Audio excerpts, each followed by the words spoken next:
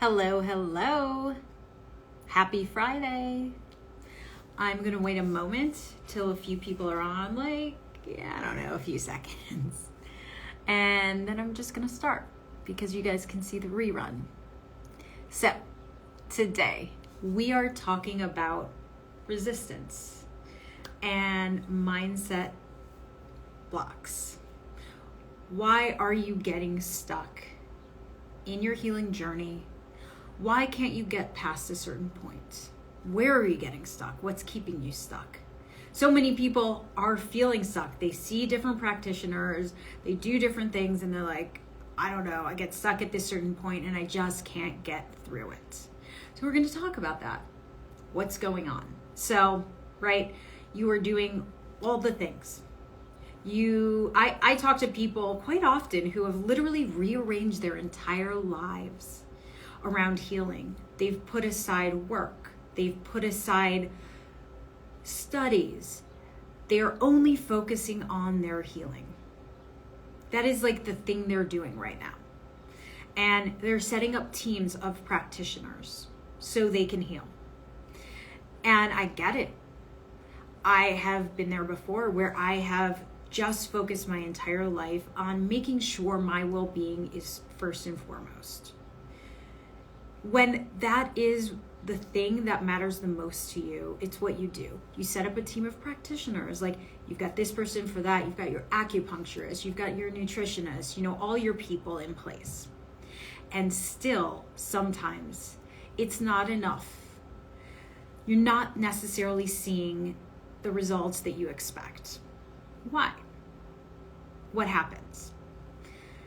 You're inexplicably showing up late to some sessions, or you're absent-mindedly forgetting about a session, or you're not doing the homework that you're given by your therapist or your coach. And then you're being asked to make changes in your life, and you can't really bring yourself to do it. What's going on? When I was training as a psychotherapist, the thing we talked about, as you see in the title, is that you're coming up against resistance. So some subconscious part of you is resisting change. You guys have heard about resistance before, but today I'm going to talk about what it's about and how you can potentially get over it. So resistance suggests a tension between the conscious desire to change and the unconscious processes that are holding you back. It seems so inexplicable. If so much of us wants to make a change, it doesn't seem possible that there's this other part of us that's resisting it, right?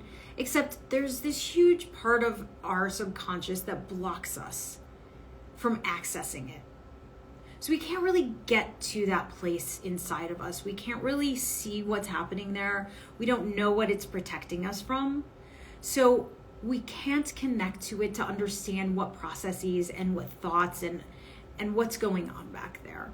So our conscious self only knows what it knows, okay? So the truth is, in our unconscious self, there's an understanding that really it's protecting us from old stuff. And healing is really hard, in truth. And part of our conscious self knows that, but it's more the unconscious place that's resisting the change. Healing is hard because it requires change. You actually have to make changes in your life. You can't stay where you're at. Yeah. And change really, truly isn't easy. You guys know that on some level, but really it's the deeper part of you that's really resisting this change. And it often means, and I even have these conversations with clients where I'm 6 months into our work together and they're still having a hard time with it. But it means sitting with really uncomfortable emotions, guilt, sadness, fear, hopelessness, anger. Not just saying, okay, yeah, I'm going to make these changes, I'm going to sit with these uncomfortable emotions, but actually being in your shit, sitting with that shit, and being okay being there. and exploring what it feels like to be in that stuff. And most people who have avoided sitting with their emotions and feeling their emotions for decades have a really hard time sitting in that stuff.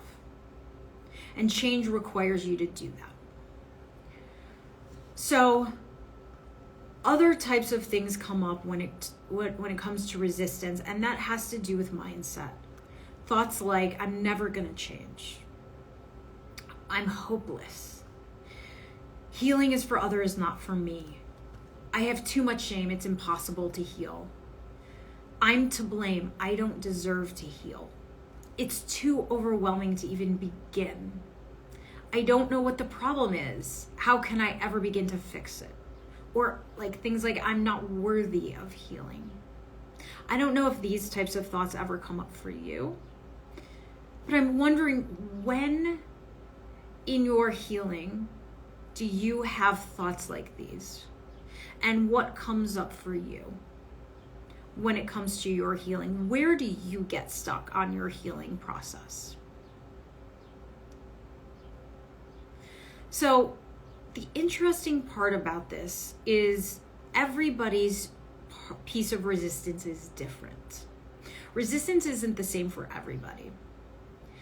And the way that I really strongly recommend anybody work through their resistance is the same way I recommend anybody work through anything they're dealing with, is to be completely in tune with themselves, to be really mindful about their experience, and to communicate their experience with their practitioner, whoever they're working with. So if you're working with a therapist, a coach, somebody trauma-informed, ideally, if you're dealing with trauma,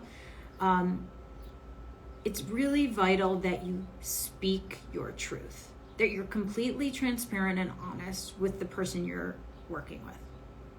So if you're struggling to do, say, the homework they gave you, like if they asked you to implement something during the week and you had a tough time with that, it's important to speak to them about it. Say, you know what, I didn't want to do it. Every part of me fought that and I couldn't do it.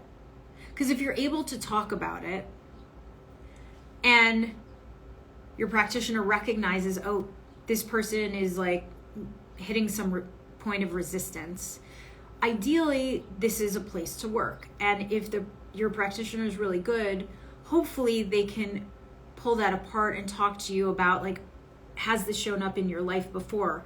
Is this a pattern in your life? Where else is this showing up? And this can actually be a point of a huge breakthrough for you. Maybe you won't keep getting stuck here at this point, right? Perhaps this is a pattern in work, in other relationships. Like every time you're asked to do this type of thing, like go into your own emotions, whether it's with work, relationships, in your work with your coach, you just completely shut down. But if you're able to bring it to your practitioner and say, you know what, I just couldn't do it. I just seem to not be able to do this kind of thing. And you guys can work through it. You could potentially have a massive breakthrough instead of shutting down or quitting the work you're doing. So my recommendation is to just be as honest as possible.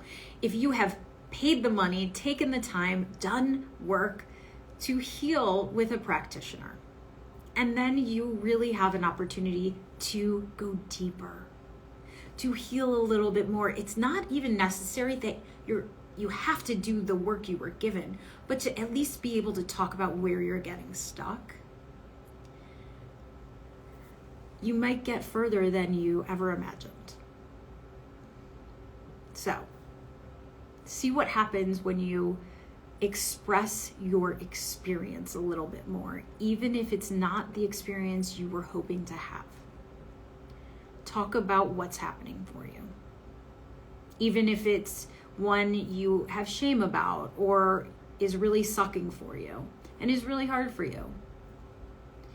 And instead of quitting, or instead of like pretending you're doing the work when you're not, be real about it.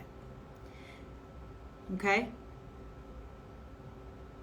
I hope your healing journey is going well, and I hope this helped you move past some resistance and have a little bit more success than you have in the past. Be well. Have a beautiful weekend. I'll see you soon.